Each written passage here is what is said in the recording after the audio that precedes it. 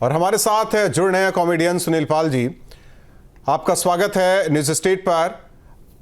एक एक कर आपके साथ क्या हुआ था वो पूरा क्रम बताइए आप। जी, एक मुझे फोन आया था, कहा कि हम इवेंट वाले हैं, मेरा नाम अनिल है, आपका शो करवाना है, क्या आप बर्थडे का शो करेंगे? हरिद्वार में शो है। मैंने कहा ठीक है करेंगे, कोई टेंशन नहीं। कहाँ पर शो है? बोले रेडिसन में शो है और वहीं आपका रहना भी रहेगा, वहीं आपका शो भी रहेगा। तो 2 तारीख को आप फ्री है क्या? मैंने कहा बिल्कुल फ्री हूँ, क्योंकि 1 तारीख को मैं दरभंगा में था। तो बोले ठीक है, तो वहीं से आपका टिकट बना देते हैं शाम का। मैंने कहा शाम का क्यों? सुबह हम लोग, मैं या तो ट्रैवल करते हुए पटना आ जाऊंगा, पटना से फिर सुबह का करवा लो। तो आप लोग बोले नहीं नहीं, बोले सर बर्थडे का शो है, लेट तक चलेगा, अब अगर आप 11 बजे तक भी आ जाए तो आपकी एंट्री करा दूंगा मैं। Very good. तो फिर पेमेंट क्या होगा सर? फिर पेमेंट की बात हुई और कुछ नेगोशिएशन हुई, उसके बाद पेमेंट उन्होंने तय किया और मेरा एडवांस भी मुझे भिजवा दिया अकाउंट में, है ना जी। टिकट भी भिजवा दिया जी। और मैं चला गया, वहां पर पहुंच गया सेम डे। ठीक। मुझे लेने के लिए गाड़ी भी आई। और ज्यादातर उनकी बातचीत मेरे को ज्यादातर के मुझे सब याद आ रहा कि व्हाट्सएप कॉलिंग ही होती थी उसकी। ठीक है, ओके, व्हाट्सएप कॉलिंग पे बात करते थे। जी। अब व्हाट्सएप कॉलिंग पे आप मुझसे कहोगे कि यार आपको शक नहीं हुआ क्या? लेकिन अब आज तो हर आदमी व्हाट्सएप कॉलिंग पे बात करता है। ठीक है, ओके, कैसे शक होगा? एनीवेज, तो गाड़ी से मैं चला गया और मैं बात कर रहा, कहाँ हो, क्या हो? बोले सर आप ना एक जगह रुक जाइए, मैं पूरा पेमेंट आपको यहाँ ही दूंगा, तभी आप आगे बढ़िए। मैंने कहा ठीक है, वेरी गुड, अच्छा। फिर और सुलझाऊ आदमी लगा मुझे। तो वैसे भी दिल्ली एयरपोर्ट से दिल्ली टोल नाका, सेकंड टोल नाका के पहुंचने तक जी। आपको भूख भूख लग जाती है और आप थोड़े से है ना वैसे उस टाइप के हो जाते हैं, अनकंफर्टेबल लाइक टाइप के हो जाते हैं। तो मैंने कहा गाड़ी रुकवा दो, और मैं वेट कर रहा था उसका, और गाड़ी से मैंने बैग निकाली दवा खाने के लिए। तो पीछे से एक दो लोगों, पीछे मैं देख रहा था शायद तो लोग खड़े थे, एक ने टैप किया, बोले सुनील पाल जी आप? बोला हाँ। कहाँ जा रहे हैं? मैंने बोला यार प्रोग्राम है हरिद्वार। अरे रे हम तो आपके बहुत बड़े फैन है, आइए सर आपको छोड़ देता हूँ, ये करते गाड़ी में बिठाया और धबाक से गाड़ी निकल पड़ी वहां से। मतलब गाड़ी में धोखे से बिठा दिया, आइए आइए सर देखिए ना, देखिए देख तो लीजिए सर, आइए सर बैठ, थोड़ा 2 मिनट के लिए बैठ करके धमक से बैठ के निकाल दिया। वो गाड़ी तब जब से निकली फिर मेरे मुंह पे पर्दा डाल दिया और मुझे डराने लगे कि हिलना मत, मौत हो जाएगी, हम लोग पास चाकू है, तलवार है, हमारे पास में जहर का इंजेक्शन है, हमारे पास बंदूक है, तुम डर जाओगे, ठीक। सॉरी तुम्हारा प्रॉब्लम हो जाएगा, तुम्हारा तरह तरह की जो जो धमकियां होती है वो सब करने लगे। और मुझे याद आया कि शायद बीच में एक दो बार गाड़ी रुकी थी, कुछ लोग उतरे भी थे, कुछ लोग चढ़े भी थे, ऐसा मुझे एग्जैक्टली ऐसा फील हो रहा, मुझे पता नहीं, लेकिन ऐसा लग रहा है कि मुझे कुछ चढ़े होंगे। फिर 1.5-2 घंटा गाड़ी चली चली चली, फिर एक जगह मुझे अंधियारी कोठरी में लेकर गए। 2 माले का वो था उनका, झोपड़पट्टी टाइप का 2 माले का होता है ना, माले का जो घर होता है, वहां पे लेकर गए। और ऊपर मेरे रूम में एक थोड़ा सा ठीक ठाक सा रूम था, उसमें बिक बिस्तर था, कुछ गंदे गंदे तकिए थे, और मुझे वहां पे पटक दिया, गाली देने लगे, भड़का। और वहां 6-7 मुस्टंडे और भी मौजूद थे। जब मेरा पट्टा खुला आंखों का, देखा मैंने, वो अपने मुंह पे पट्टा बांधे हुए थे और बहुत सारी धमकियां देने लगे, तुम्हारे नाम की सुपारी मिली है, तुम तो गए बेटा, तुम तो।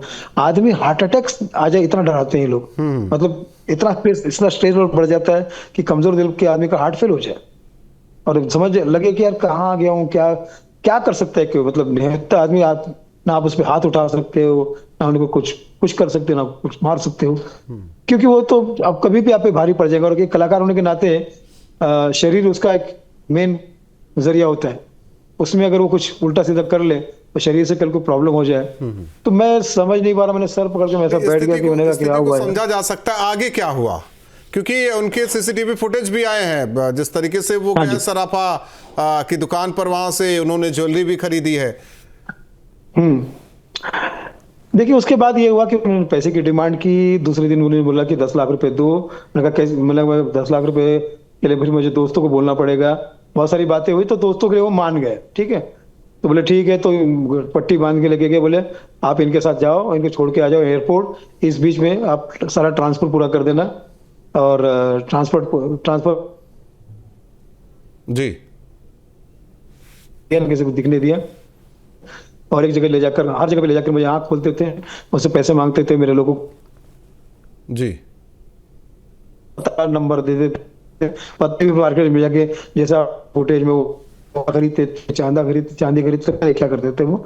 और वैसा कर करके उन्होंने 8 लाख का टारगेट पूरा किया। तब तक शाम के 6 बज चुके थे। यहाँ घर वालों को शक हुआ कि ऐसा क्यों हो रहा है, तो वो पुलिस स्टेशन में चले गए। वहां से पुलिस का भी फोन आने शुरू हो गया। और इस बीच में 6:30 बजे उन्होंने छोड़ दिया। और छोड़ते हुए उन्होंने ये किया, ये आपका बैग है, ये आपका मोबाइल है, ये आपको 20,000 रुपये कैश दे रहे हैं, इसको भी रखिए और घर जाइए फ्लाइट से। और हमारे लिए कोई बद्दुआ मत करना, हम बुरे लोग जरूर है, लेकिन बुरा काम जरूर करें, लेकिन बुरे लोग नहीं है, बेरोजगार है। जब हमारी नौकरी लग जाएगी, हमको पैसे आएंगे तो हम लौटा देंगे। लेकिन आपका पूरा डाटा मोबाइल के, पूरा 24 घंटे मोबाइल उनके पास था, आपका डाटा हमारे पास में है। आपका बेटा कहाँ पढ़ता है, आपका सब पूरे परिवार का नंबर है आपको। और आप कोई भी कदम मत उठाइए, क्योंकि हमारे पास आपका पूरा डाटा है, हमारे पास आपका कुछ भी नहीं है। उल्टी सीधी हरकत मत करना, सीधे से जाओ, आराम से बच्चों के पास जाओ। हाँ, और ऐसा करके वो छोड़ के चले गए। सुनील जी, ये तो पहला केस होगा, जैसा कि आपने घटनाक्रम बताया कि जो अपहरणकर्ता थे वो माफी मांग रहे कि हम बुरे लोग नहीं, लेकिन मजबूरी में करना पड़ रहा है। और जो तस्वीरें सामने आई, जी, ये तो बोला उन्होंने। ये भी दिख रहा है जो अपहरणकर्ता थे उनको इस बात की भी जानकारी रही होगी, जिस ज्वेलर्स की दुकान में वो दिखाई दे रहे हैं उनको ये भी पता रहा होगा यहाँ पर सीसीटीवी कैमरा लगा हुआ है, ज्वेलर्स के खाते में पैसे मंगाए गए, उनके जरिए भी पुलिस उन तक पहुंच सकती है। तो ये घटनाक्रम थोड़ा संदेहास्पद यहाँ पर लगता है। कहीं ना कहीं अपहरणकर्ताओं को ये सारी जानकारी थी कि पुलिस हम तक पहुंच सकती है, लेकिन उसके बावजूद बेखौफ होकर इस तरह से उन्होंने इस वारदात को अंजाम दिया। इसमें भी कई सारे सवाल उठते हैं। जी जी जी, बिल्कुल। जी जी जी, बिल्कुल बिल्कुल बिल्कुल हो सकता है, बिल्कुल। ये भी आपके एंगल सही है, करेक्ट है। सुनील जी, यूपी पुलिस ने आपको ले कहा, ये जरा क्लियर कर दीजिए कि आपको छोड़ा कहां से गया था? ये मेरठ के पास में, जो जहां से 15-20 मिनट में मेरठ हाईवे मेट्रो शुरू हो जाता है, ठीक है, वहां पे तो रोड पे, हाईवे मेरठ पुलिस से यूपी पुलिस से संपर्क किया था? नहीं सर, नहीं किया, नहीं किया, किसी से नहीं किया।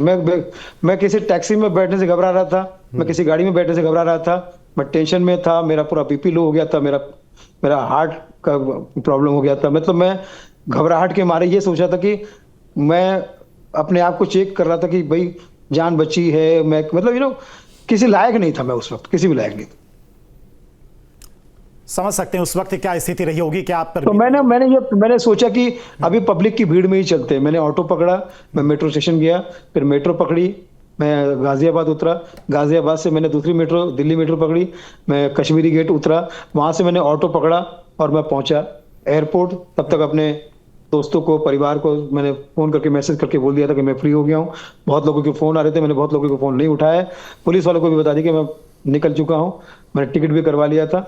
और जैसे ही मैं घर पे पहुंचा, 2:30-3 बजे, मेरा मोबाइल ऑफ था। घर पहुंचते ही मैंने सबसे पहले पुलिस को इत्तला की, पुलिस को अपना बयान दिया। दूसरे दिन पुलिस वाले ने और मुझसे बुलाया, मुझे आराम से पूछा कि आपकी तबीयत ठीक नहीं लगी, आराम से बताइए। और वो पूछे जा रहे और आज भी पुलिस मेरे संपर्क में है और मुझे सपोर्ट कर रहे हैं, हेल्प कर रहे हैं।